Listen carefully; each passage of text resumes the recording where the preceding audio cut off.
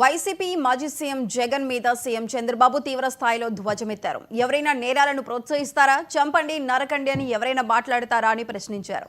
గంజాయి betting batch రౌడీలకు విగ్రహాలు పెడుతున్నారని మండిపడ్డారు. రౌడీజం చేసేవాళ్లు, చట్టాన్ని ఉల్లంఘించే వాళ్లను వదిలేయాలా, అలాంటి వారిని హీరోలుగా చిత్రీకరిస్తారా అని నిలదీశారు. ఉన్మాదులుగా మారిన వారిని మార్చగలమా, ఇలాంటి వారిని వదలమని తాట తీస్తామని హెచ్చరించారు. బెట్టింగ్ బ్యాచ్కి, రౌడీలకి, హత్యలు చేసే వాళ్ళకి, అత్యాచారాలు చేసే వాళ్ళకి విగ్రహాలు పెడతారు. అందుకే మీరు ఒకసారి చరిత్రలో కూడా మీరు చూస్తే రాజకీయాలు మారిన తర్వాత ఇప్పుడు కొత్త బ్యాచ్ కొత్త విధానాలు తీసుకొస్తున్నారు.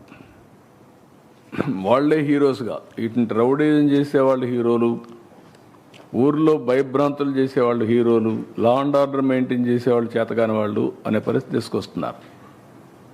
బెట్టింగ్ కట్టడం తప్పు కదండి. గంజాయి రాష్ట్రంలో ఎట్టుందండి ఒకప్పుడు, ఇప్పుడు కంట్రోల్ అయిందా లేదా, ఇంకా పూర్తిగా అయిందని నేను చెప్పను. నేను అప్పుడు ఎలక్షన్ అప్పుడు కూడా చెప్పాను, గంజాయి అనేది అడిక్షన్. ఒకసారి అడిక్షన్ అయినాక వాడు మానలేడు, ఆ పరిస్థితిలో ఉంటారు. బట్ ఎక్కడ ప్రొడక్షన్ లేకుండా చేస్తున్నాం, మక్కిలిరగొట్టేస్తాం. రాష్ట్ర ప్రభుత్వం మీద వైసీపీ అధినేత జగన్ ఆగ్రహం వ్యక్తం చేశారు.